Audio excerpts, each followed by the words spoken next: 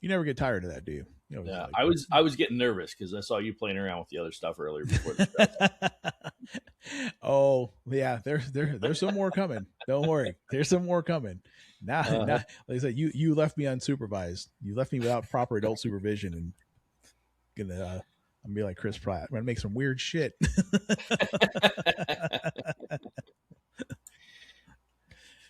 And everybody, once again, how you doing? It's Chris Flowers. I'm the executive producer of the Biz Coach Show, and we are here with the founder and CEO of My Biz Coaches and the Biz Coach Show, Eric Whitmore. What is up, my friend?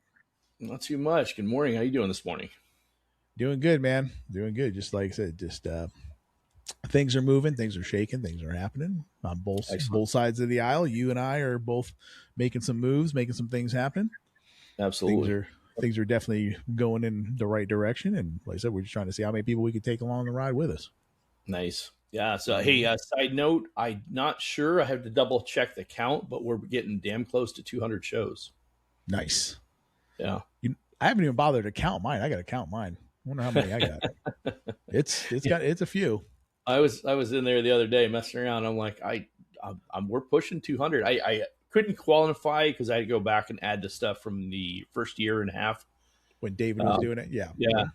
But it was going through, and some of them weren't full on shows. Some of them were just recordings, but I think we're in 190 range. Wow. All right. Give or take a few. Yeah. I'm gonna have to count. I'm gonna have to count mine up too. That was, like I said, when I did the my show last week. That's what I was talking about, was the podcasting, things like that. I was stunned, man. First of all, I was stunned. It's a $200 billion industry. Number one. Number two, how many people don't make it past 3 shows, let alone 10, let alone 50? I was like, how do you not do 3 shows? Like, I don't, what'd you even get on the mic for if you weren't going to do at least that? I mean, even at first, like I said, when I started in 20, and I was messing around with it. I didn't, I was fumbling around. I was more on my buddy Mario's show, and I said, okay, well, let me try to start one myself. I mean, at least I was doing, at least once a month, if not more. But like I said, I was still like working full time and everything like that. So I was still just messing around. But how do you? Well, then again, we just had that. You just had that post on it too. On social, we're talking about just to have the consistency of it and just being dedicated to it. Yeah. But 200 shows, man, approaching 200 shows. Congratulations on that. Because like I said, you're definitely in the top 1 percentile, because they said most people don't make it past 50. Yeah. Well, actually, the majority of them don't make it past 3. Right. I saw the majority don't make it past 3. But even the ones that do it for a while don't make it past 50, to your point. Yeah, because I can't remember the exact percentages. Like, there were so many that got started in 20, and the drop off was just massive. I bet. Yeah. And right after when COVID was over, like the drop off just died. Interesting. Yeah, so there were a whole bunch of shows out there. I can't remember the 6. I don't even know how many. I can't remember anymore. I got the stats on the old show and stuff like that from last week. But I was like, it was staggering, dude. I was like, wow. Yeah. So congratulations on approaching 200, man. Appreciate it. Well, we're excited. I'll make sure I identify which one it is, so when we do it, we can make a big deal about it. Oh yeah, we'll blow it up. Absolutely. That's right. Yep. Have a party. Maybe do a scotch on the show. That would be. Well, you'll do the scotch. I'll just keep drinking coffee. But we'll have a cigar in the show. How about that? There you go. We'll have to do that one, dude. We should do it like on location somewhere. That'd be kick ass. That would be cool. We should do that. Yeah, do it on location. Awesome. That's an idea. All right, man. Well, again, as it seems to be the topic of discussion, it's always on the business channels and things like that. It's, it's the talk of the town. It's AI. And we're going to talk about the AI divide, those who have implemented it and those who refuse to. Yep, absolutely. Yeah. Interesting. This aligns with the newsletter I wrote last week, which is the title was "The AI Divide is Already Here." The challenge is most small business owners have not felt it yet. It's ironic that we've been talking about AI for the better part of 3 years, probably 6 months after the initial launch of OpenAI or ChatGPT. Is when it began to really kind of resonate with people that this was going to have a real impact. When you first saw it, it was kind of a cute little tool. Yeah. Now it's meaningful, right? Now it's doing real things. We as an organization recently transitioned from chat as our primary solution to Claude. Yeah, And me too. yeah, and that was, calculated. I actually drug my feet for a while because I'm like, kept waiting for the update, and now they just chat just launched their 5.5 version, which I was already disenchanted enough that it was time to move anyway. So I don't know. I haven't really paid much attention to it. But here's the point. We're talking about upgrading from chat to Claude, assuming it was in effect an upgrade. But we're talking about that. There's a lot of people that are still like, yeah, I don't need it. And Hate it. yeah, Hate it. I definitely left you alone too long. There's definitely there's a consensus out there with a certain group of people that they're convinced that they're going to keep moving forward with their business without leveraging AI, and they'll likely be able to do it for a period of time. Yeah. Sure. It's interesting. It was a couple of years ago. We were having a few discussions. And it's ironic because, as you know, we do a fair amount. I do particularly a fair amount of networking, in-person networking, right? You're part of one of the groups we're in, right, with the Inner Circle Alliance. I've also do some other in-person kind of networking groups. Those are often the people that are like, yeah, not only do I not use AI, I refuse to use social media. And I'm like, oh, not in the groups I'm in, not the groups I go to. Yeah, I'm not saying everybody, but there's a contingency of people out there that are just like, yep, don't do that. I won't do this. And the interesting part about all of that is the challenge that's creating for people in their businesses, and they don't see it yet. That's really what this is about today, is identifying kind of where they will see it when they start to see it. And so it was about 3 years ago, we were having a discussion. This is prior to you joining the show. We were having a discussion. It was somebody that was on the show. It was a visitor, and I'm blanking on who it was. But we had a really interesting conversation about somebody who was in the marketing space at the time, and they were talking about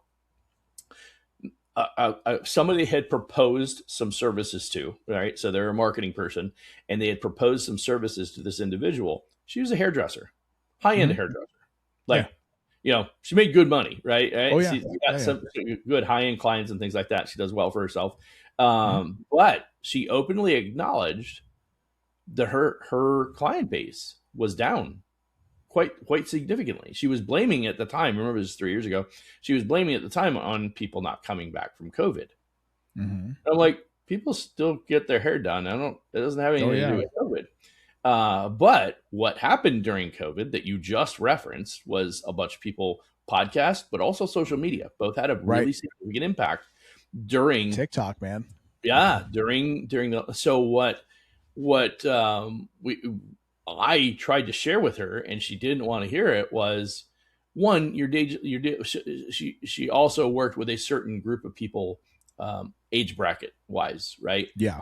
Like north of 60, right? Like definitely north of 50, right? And even were you talking to my sister-in-law? It sounds like her salon. Well, and it's like, she's had it for 18 years, 20 years, something like that. Oh yeah. Gloria's been way longer than that. Yeah. Yeah. So here's the interesting part, right? So she's in her, probably going to say 50s. She definitely is like an old soul and associates with those older people. She really appreciates them and everything. But here's the thing. One of the bigger topics that gets talked about at her salon is who just recently passed away. Right. Exactly. And I said to her, I said, okay, well, here's your challenge with your strategy.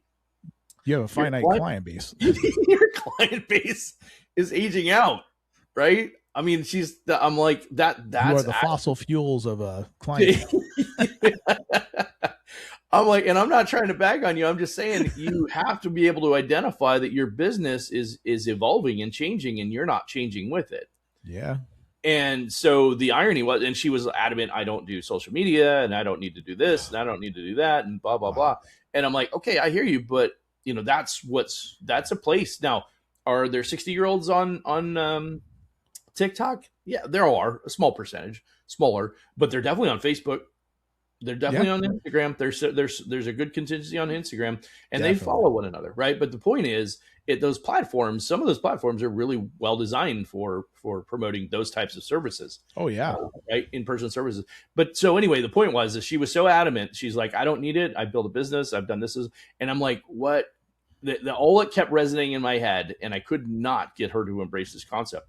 What got you here will not get you there, right? Yep. The world is changing at a really rapid pace. And it was funny because she had only begun to identify that the client base was dipping and she wasn't seeing the same number of clients. And so basically I'm dragging out this story, but the point is that she had identified that she wasn't seeing the same number of clients, and she was adamant that it had nothing to do with social media. Oh, yeah, right. And I'm like, look, I'm not saying it's because of social media, but what I am saying is it definitely was a contributing factor. You're not helping yourself. Right. Exactly. Right. And what are you going to do to find new clients? And so ironically, this morning, I wrote a newsletter, and it was talking about relying on referrals as your sole source of lead generation for any business, particularly service-based business. If you're relying solely on referrals, that's you're hamstringing yourself. So as well, hamstring. So anyway, I bring all that up because I don't see AI is I won't say the exact same. It's actually even more impactful. Yes. AI is going to impact that small business owner in a way that they can't even identify yet. And we're not just talking about marketing. Marketing is just a component of it. It's literally going to impact them in so many different ways. Give a quick example, just as a thought. It's not just the marketing. It's all the other things that you as a small business owner don't have the time to do, or at least do effectively, that AI could be doing for you. The invoicing, all the scheduling appointment, the whole, absolutely. Yeah. I mean, it's like if I have to stop in the middle of a haircut to schedule the next appointment when somebody calls in, I'm already right. I'm adding to my day. I'm directed. Or to your point, invoicing. I got to sit down. I got to invoice out. Well, if I'm throughout the day, if I'm stopping to invoice, right, this could all be automated, right? All through the systems. And that was even before AI. Now AI just accelerates that and makes it happen even faster. Mm-hmm. That was like when I was going to say, when I was at Morgan Stanley, right? Mm. And this is before AI and everything, but still, when I was at Morgan Stanley, those guys over there, I asked them, I said, do you check the obituaries and your appointment schedule to see if your clients are going to show up or not? Because dude, I saw more freaking air tanks and those little scooter things, the little, the little things that they ride on. Right. They were rolling in and out of that joint. I'm saying, like, who the hell are your clients? I'm like, because I was working with business owners. I was trying to, do 401ks and steps and simples and things. That was that was my client base. Right. Right. And I'm sitting there like, bro. And then, because I was, but one of the guys he was a retired senior chief. So of course that's like, chief, like, do you check the obituaries in your calendar and make sure your appointments are showing up, bro? Like who, like, and, so I was busting chops with him, but I was like, yeah, man, you're not. And you, like I said, the video I just did, the video is the force multiplier, because we're sitting there having this conversation. Somebody's seeing one of your reels out there. That's right. Yep, absolutely. So it's like, why work smarter, not harder, man. I don't think, like I said, if you have that mindset, your clientele is a finite resource. It's going away. Right. Exactly. Yep. And so all of that said, as it's bringing it back to the whole AI thing, AI is that and then some, right? Yes. That on steroids, that on, that at the X 10X, whatever analogy you want to use. Kind of call it. Yep. Yeah. Whatever analogy you want to use, that's basically what you're looking at. It is the social media digital revolution on steroids, because it's, let's take a great example, right? Your business model today, right? Your digital marketing agency, your business today, you, with what you're doing right now, would not have been able to do the business that you're doing 6-7 years ago. No, couldn't do it. Even 3 years ago, 4 years ago would have been tough. Mm-hmm. But with the AI editing that you're able to do with video and leverage that. Now, use all of it, right? You still have to do some manual pieces of that. Oh But yeah, being able to most use a definitely. component of it, you wouldn't be Yeah, able to, right? The no, business no, model 100%. wouldn't be, or you'd be charging way more than what Because you it would take me could charge. way more time. What to produce in one video might take Yep. me an hour tops. Whatever. Now Yep. it would have took me 2-3 hours before. If Yeah, not easy. longer, depending Yeah, on if how not long the longer. video is. Yep. Yeah, correct. Yeah. So that, and that's just one simple example, right? I've used this analogy before. I mean, I was going to mention earlier, My Biz Coaches, we just launched our AI for the website. We've got the chat bot on the website, and we've actually just added a new phone number and put an AI that can schedule appointments and recommend courses, suggest what coaching session they might want to sign up for, and it literally makes recommendations. The AI makes recommendations. So Perfect. we're testing it right now to perfect it and get it better. But the interesting part is that any service-based business where you have less than 10 employees, you're foolish to not start identifying how to use this in your business. And this is exactly what we do at My Biz Coaches, which obviously makes sense. But what my concern is, I have conversations with all of these service-based providers, massage therapists, acupuncturists, anybody in the chiropractic space, doctors' offices in some cases, especially holistic doctors and stuff like that, right? Oh man, they're not terribly tech savvy. right. Two, they don't know how to start and don't have the bandwidth to learn how to implement this into their business. And so they're like, I don't need it. I'm like, you don't need it because you don't realize what it can actually do, but Right. you don't need it until you realize, like this woman did with her salon, I'm not seeing the amount of clients that I used to see. And the reason is because they're opting to go somewhere else where they don't have to wait for you to call them back 2 days, 3 days later to schedule an appointment. They can just do it electronically on your calendar. Right. People completely disregard. I mean, now, if I'm over the age of 55, there's likely a good chance that I'm content with that, right? Because there's a certain there's a certain contingency of people that are like, I don't need to. That's fine. I can wait until you're ready, especially if we have a relationship. Yeah. However, there's a whole other contingency of people, which is the up and coming client base, and let's just call it the millennials and the Gen Zs. They don't they want to be able to point, click, and get their fulfillment, right? That's why Amazon is the behemoth that it is, right? That's why Walmart, despite being a retail storefront, invested billions of dollars into their online shopping solution. Walmart Pluses, because that was where they saw the business going. Oh yeah, right. So go ahead. No, I was going to say, but okay. So overall, like you said, we're talking about implementation of AI. I think it goes back to your one of your prior shows where it talks about the ownership being the ceiling, creating the ceiling, because they don't know how to delegate. This goes back to it. This is just a delegation, another tool for delegation, whether it's hire an employee, whether you get a VA, whether you hire a marketing person. This is a delegation. This is a delegation issue. These are people that refuse to delegate, that refuse to let go. So yeah, we're talking about this, and but I think it goes to it's a deeper thing. It goes back because even like I said, I was talking to the one kid, younger guy running a construction company. He's got revenue, but he's the one calling people and schedule. I'm like, bro, what are you doing? Yeah, what are you doing? And I'm trying to talk to him about delegating things. Like he's like, he's like, I can't afford that. I'm like, you can't afford not to, man. You're losing business. So those people that we're talking about not refusing to do AI, that's the deeper issue is they just refuse to delegate, or they just don't know how to delegate. Yeah, that's a great point, and it is absolutely a component of that is delegation for certain, right? And it could be the technology. I'm afraid of the technology, sure. But to your point, if I could delegate that, and a lot of people will say their immediate response will be, I don't have employees or I only have 2 employees and they don't know any more about it than I do. But to your point, that's what we talk about outsourcing.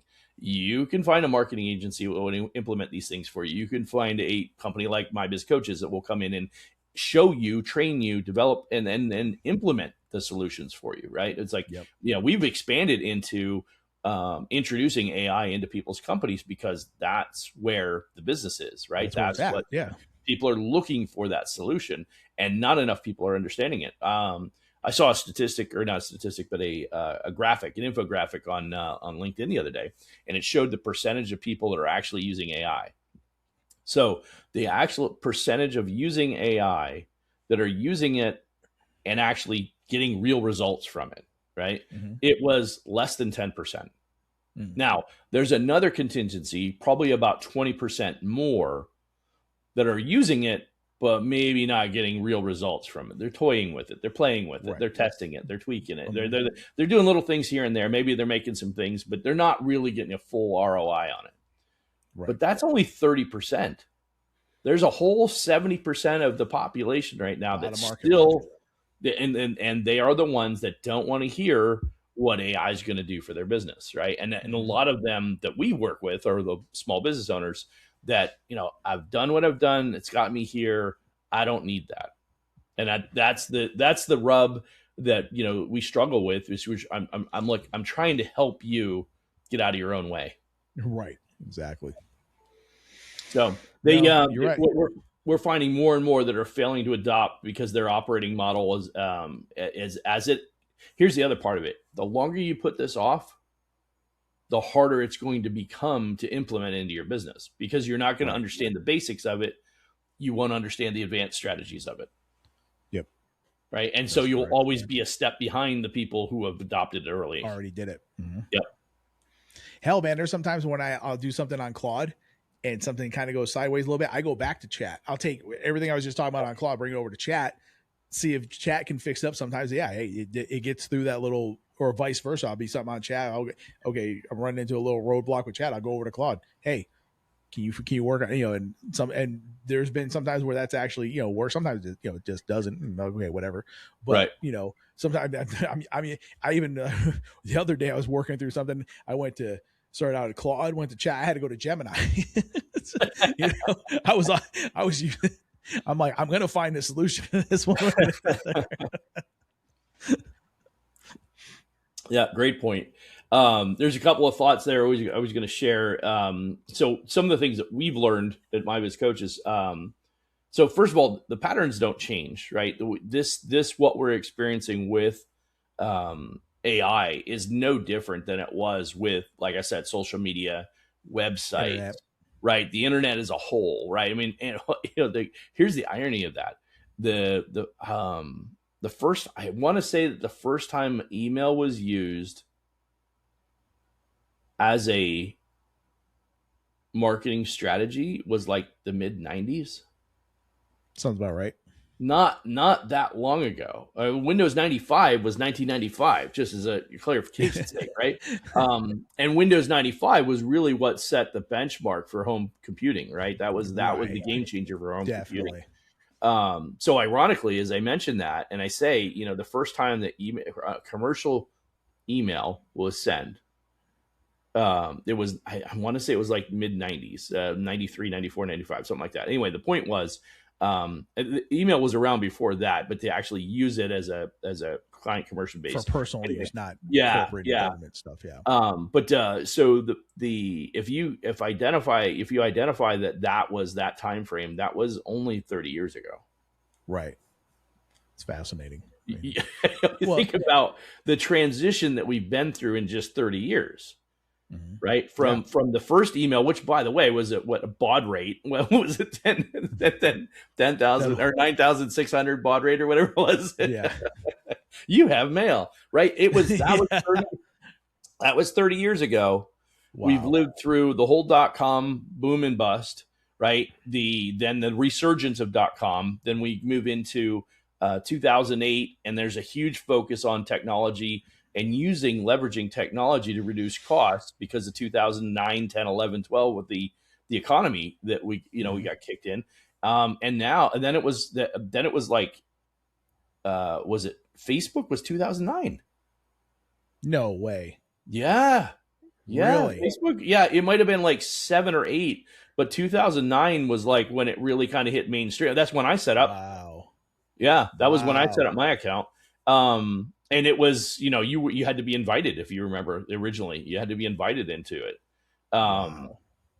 Yeah, so let's say it's mid 2000s. That's not even barely 20 years ago at this point. That's crazy, man. That's how much has changed in 20 It's years. evolved. Yes, Yeah. in 20 And now years. you're talking about AI Well, learning at a rate that's 1,000 times faster than what we were learning at. easy. Well, I mean, and you definitely know about this. Remember the resistance to going from smartphones? Everybody had their flip phone, they had their Absolutely. Motorola StarTech, which I love that damn phone. But that thing was a badass phone. But you're going over to the smartphones when the iPhone came out, and that wasn't even 30 years ago yet, right? No, it wasn't even 20 years ago. Barely 20 years ago. Right. Remember when iPhone first came out? Oh, yeah. Yeah. I mean, look at the resistance there. I mean, now it's like, how would you? Yeah, I couldn't run my business without my iPhone, bro. Right. You know what I mean? Think about it. Well, and look at that. How many businesses are run just with a phone anymore these days? Yeah, dude. Right? I mean, it's they do all their video editing, they recording, they edits on the internet, and they put it on social media. They do that all with their phone. A lot of places. I went to a briefing this is a while back. The squadron commander over at Luke Air Force Base. And he was, we were at Luke and he was doing a presentation, this and that. And he held up his iPhone. It was like, I don't think it was like a 4 or something. It was like, it's a long time ago. And, but his phone was a little bit older than, it was, so we were already, past that point. But he goes, I have more computing power in this phone. Yeah. And he goes, it's not even the newest iPhone. Then it's in an F-16 sitting outside. He goes, think about that for a minute. Wow. And the computer on the F-16 is most of the fuselage. When they pull the motor out, it's on a rail, and it's a huge computer. It's a huge thing, but it's most of the fuselage of an F-16. He goes, I have more computing power on my iPhone than that thing does. That is crazy. And that was an iPhone 4, dude. Yeah. Well, I can go one better. Think Nokia 5100, 6100. Okay, yeah. Oh yeah. So the Nokia 51, 6100 had more computing power than the shuttle that we sent to the moon. Oh, wow. Wow.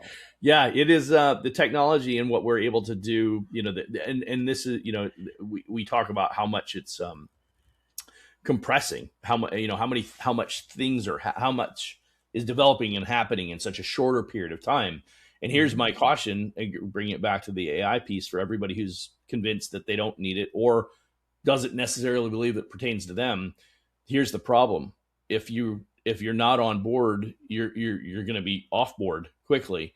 And worse yet, it's happening so fast, you're not going to see it. Like I said in the beginning, it's like you haven't seen it coming. And what's going to happen, it's going to pass you before you realize it. Oh yeah. It's not going to, you're not going to feel it coming up behind you. Hypersonic, dude. Yeah. No, exactly. You're not going to feel it coming up behind you and be like, oh yeah, I really need to get on this. No, it's going to, boom. It's to your point. It's going to blast right past you. And all of a sudden your business model is going to be obsolete. Think about this for a minute. Think how fast AI is growing right now, right? We're saying it's hypersonic.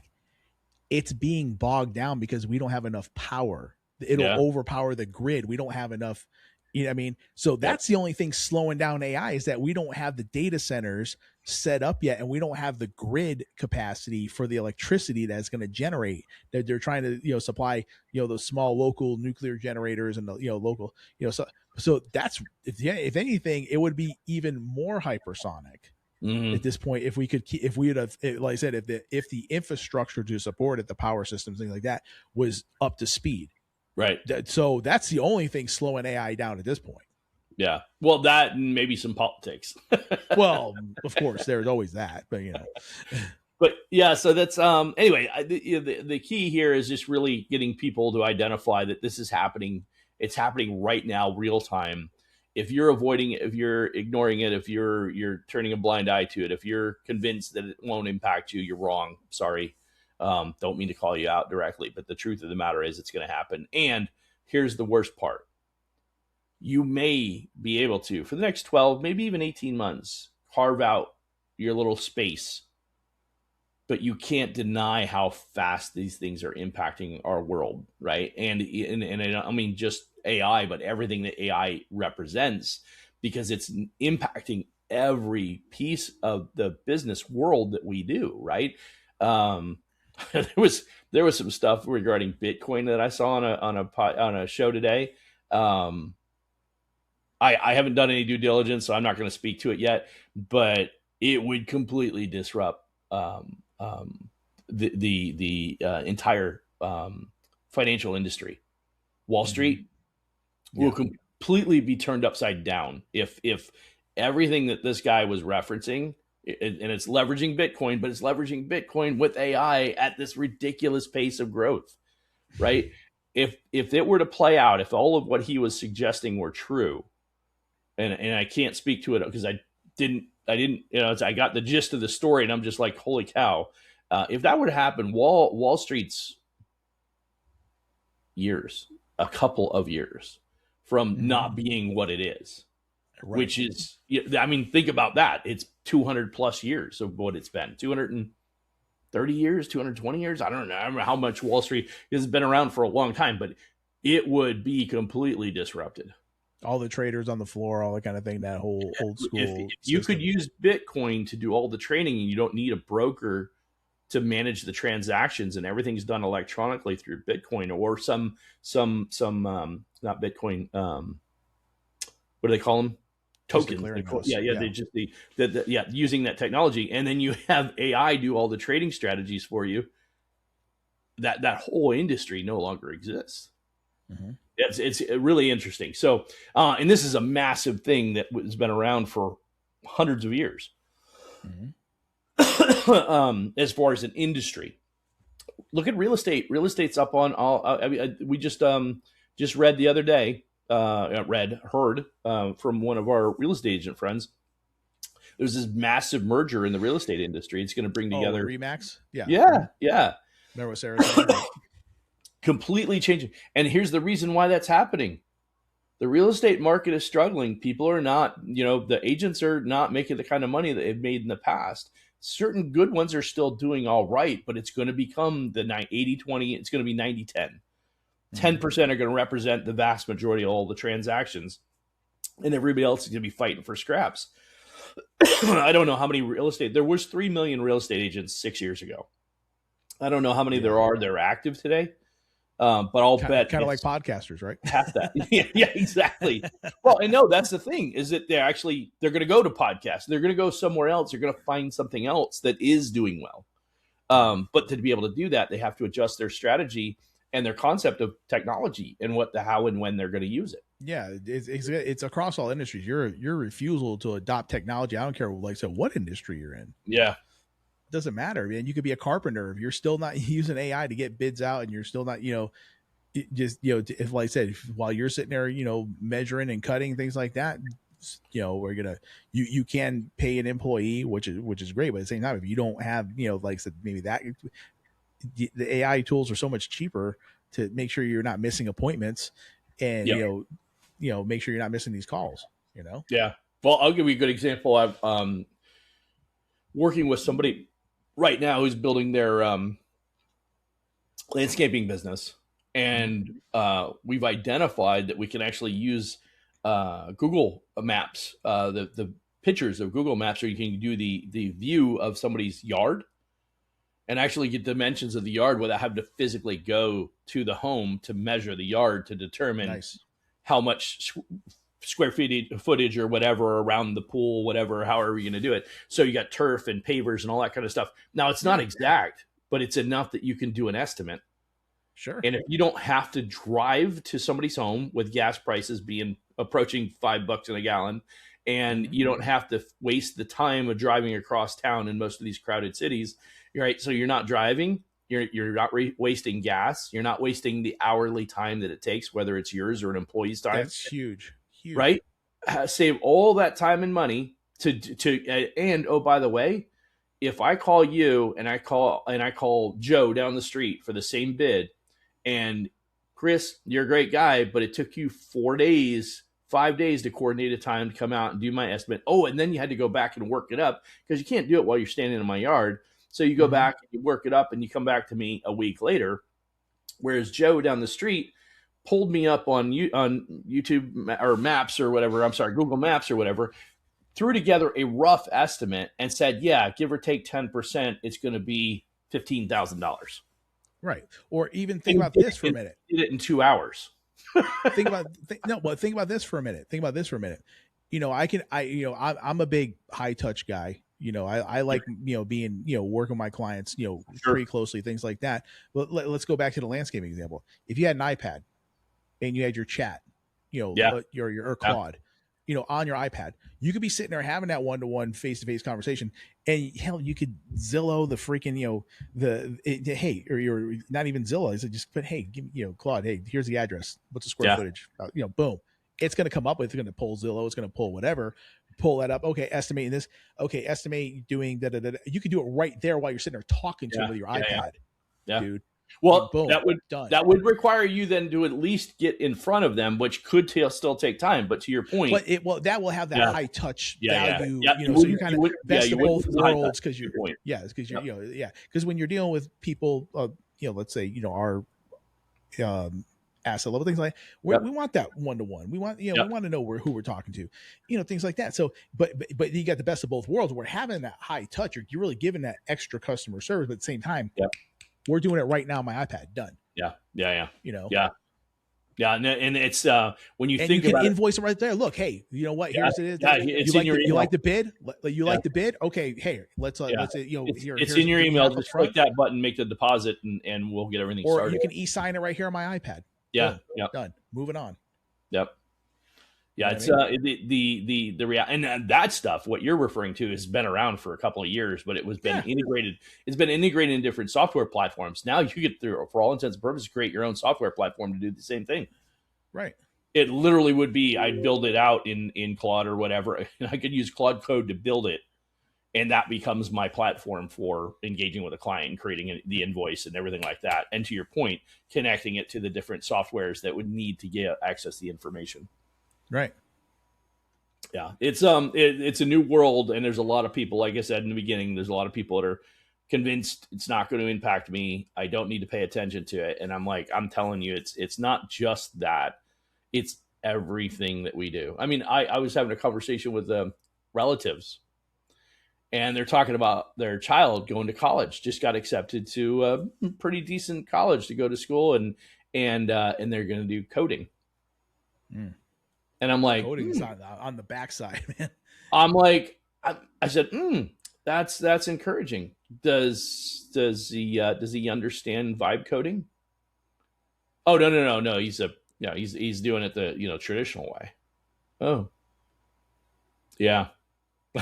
Okay. So basically, you're going into basket weaving, is what you're pretty much saying at this point. I don't know that it's going to be that bad, but at least not in the short term. Because here's what's the one advantage you would have is we've talked about this before. If you have the technical skill, and then you can adopt the we'll call it the cheater process, right? If you can do vibe coding, but you understand coding from a very organic and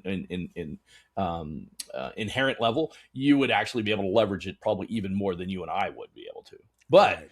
At the end of the day, if your focus is on coding and it's not on outcomes, you're not going to be as good as somebody who's actually what the beauty of this is you and I both for many years played a mid role between the person who developed it and the person who used it. Right. In the loan space, you were the person who was getting the loan. You were also the person that was helping them to get the loan. Right. And so you played that and you moved the information back and forth between the two of them. Mm-hmm. For all intents and purposes, you could create your own software that would bring the information from the client in a way and format it in a way that the people that are going to approve it would get it the way they want to get it. Mm-hmm.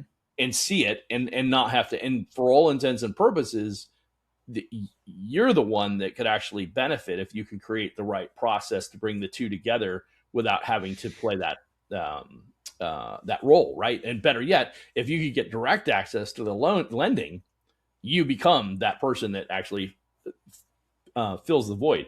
But if you had to actually get a programmer to do all the programming, that's a whole nother, right? It's a lengthy process. Now it can be done in minutes.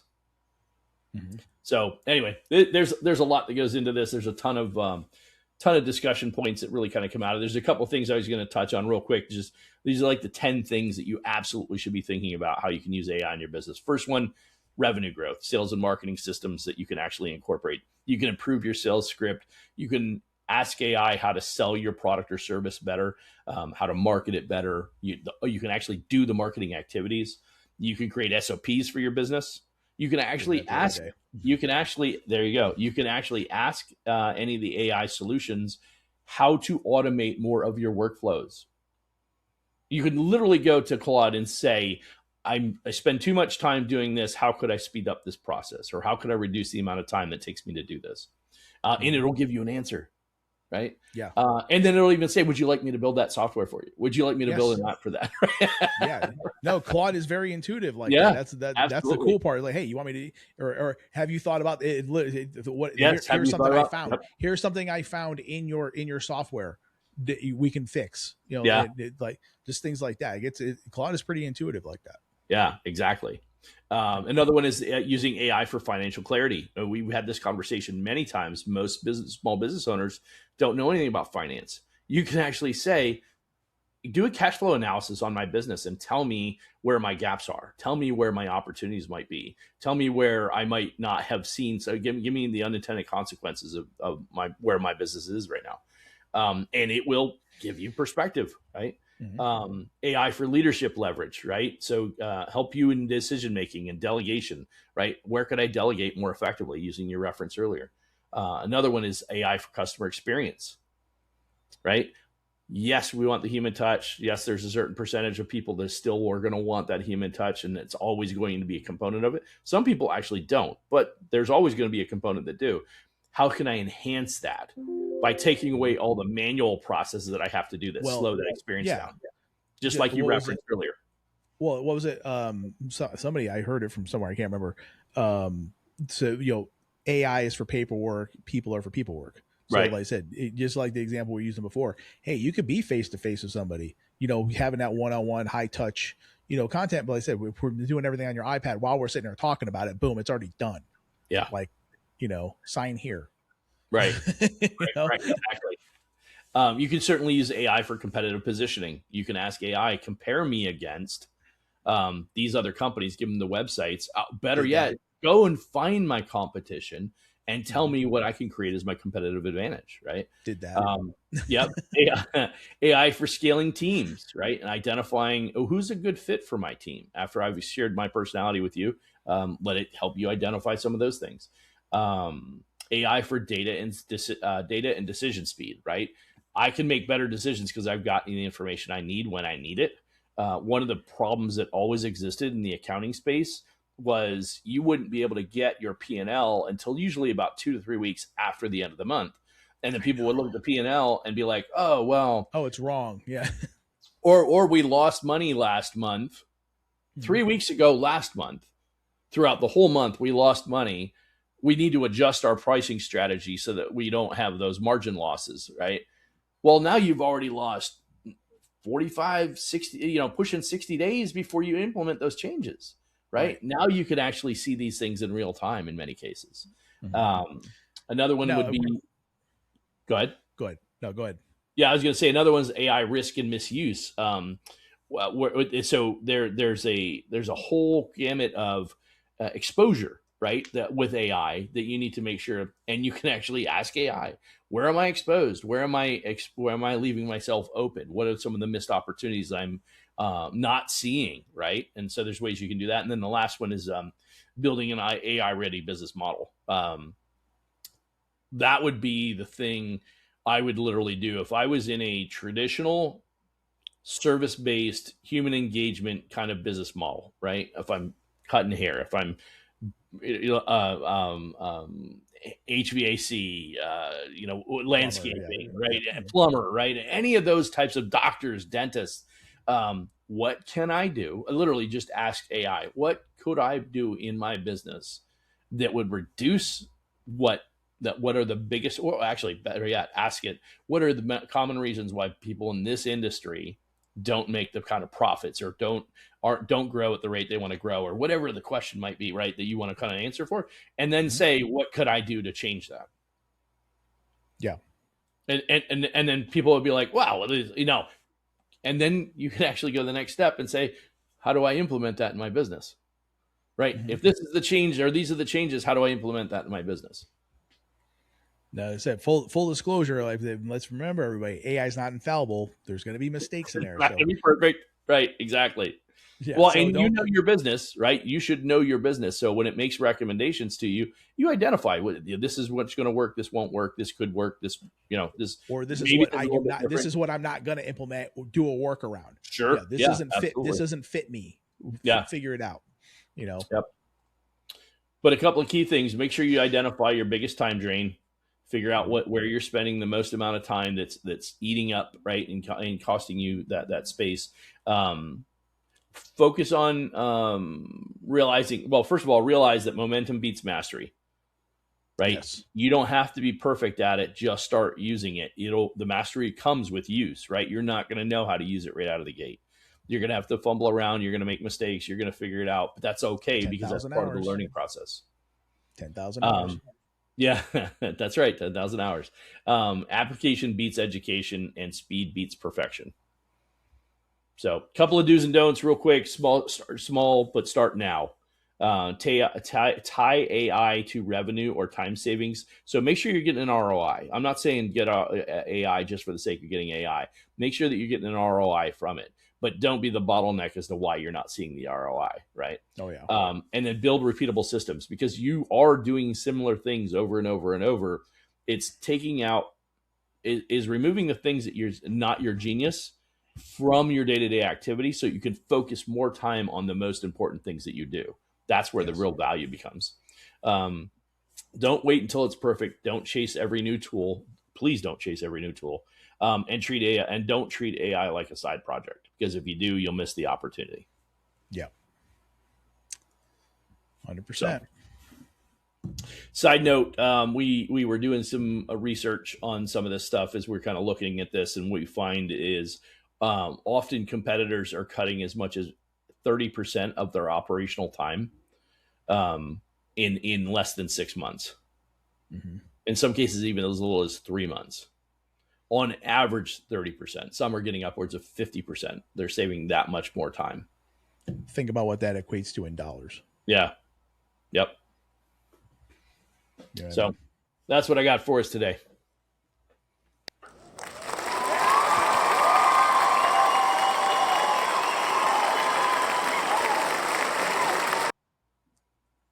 As always, very informative, very educational, very real. This is the real deal, guys.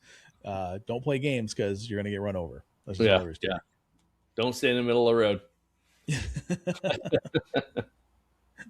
All right, buddy, and we're out. Thanks. Appreciate it.